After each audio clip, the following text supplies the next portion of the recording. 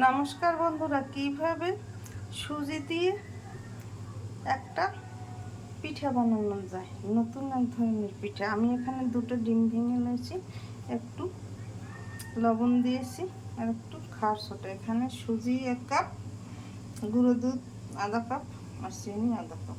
এখন আমি ডিমটাকে এইভাবে ফেটিয়ে নেব।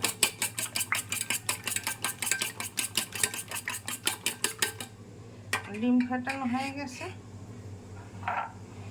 এখন চিনি দিয়ে দিলাম।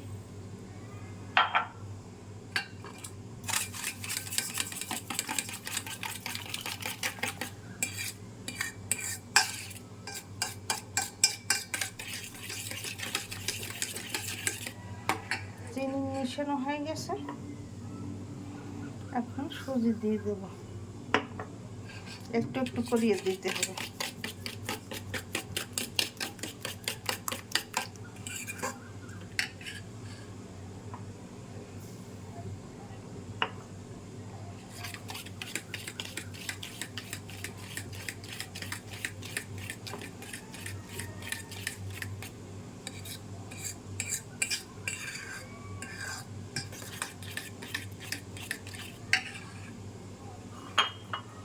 এখন গুঁড়ো দুধ দিয়ে দিতে হবে।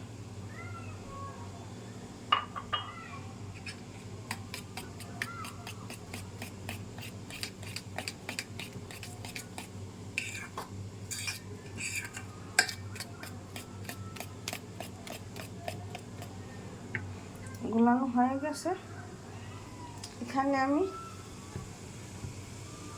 আধা কাপ চিনি, তা একটু জল আধা কাপ দিয়ে জাল দিতে আসি।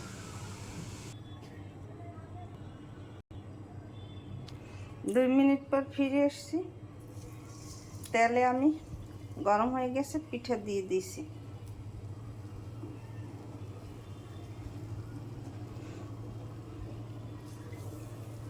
এই দেখো কত সুন্দর করে ফুলে উঠছে পিঠাগুলো। আমার এখানে অনেকগুলো পিঠা ভাজা হয়ে গেছে, আমি চিনির শিরে ভিজিয়ে নিয়েছি।